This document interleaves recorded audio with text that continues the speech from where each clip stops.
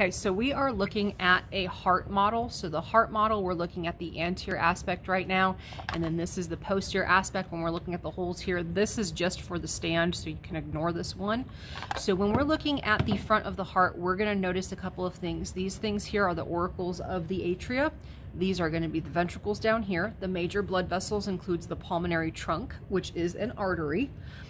Our pulmonary arteries are gonna be branching off of the pulmonary trunk. They're then going to go to the lungs. From the lungs, they're going to come back via the pulmonary veins, which are going to be on either side here. This is the pulmonary artery. And then we're going to have the parts of the heart. Another major artery that we have coming off of the heart is this aorta. So the aorta is going to be branching into all of the blood vessels that are systemic wide. The first three that we see are these first three branches. This is the brachiocephalic trunk, the left common carotid artery, and the left subclavian artery.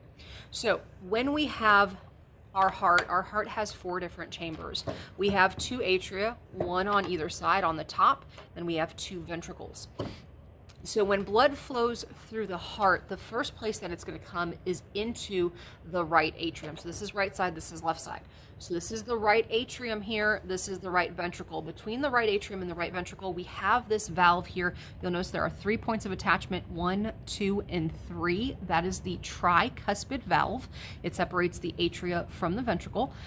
Once it gets into the right ventricle, it's going to go through the pulmonary semilunar valve into the pulmonary trunk. So our semilunar valves are going to separate our ventricles from our arteries, and our AV valves, our atrioventricular valves, separate our artery or our atria from our ventricles. So once we get into the pulmonary semilunar valve, we go into the pulmonary trunk. From the pulmonary trunk, we're going to branch into the left and the right. You can actually see it over here. These are the pulmonary arteries. They're then going to go to the lungs, and they're going to bring back oxygenated blood via the pulmonary veins. We have the left pulmonary veins and the right pulmonary veins. So you'll notice that usually arteries are generally red and veins are generally blue. That's not what it indicates. The blue indicates that it's deoxygenated blood, which means there's not a lot of oxygen in it. The red indicates that we have lots of oxygen. So this pulmonary circuit that's going from the right side of the heart to the lungs is gonna pick up oxygen. So the arteries leaving the right side of the heart are gonna be blue because they don't have oxygen. At least on our models, they're blue. So once we pick up that oxygen at the lungs, we're gonna come back via the pulmonary veins, and you'll notice those are actually red because it's bringing oxygenated blood back. That blood is then gonna go into the left atrium. It's going to move into the bicuspid valve here. So there's two cuffs, 2 points of attachment here.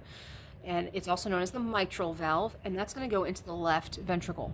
If we flip this over, you'll notice that behind this AV valve here, you'll see the semilunar valve. That's the aortic semilunar valve that's going to lead to the aorta. From the aorta, we're going to go into systemic circulation. And we're going to come back to the heart via 2 major veins. The superior vena cava, which is above the heart, and the inferior vena cava, which is coming from below the heart, and they're both dumping their contents into that right atrium.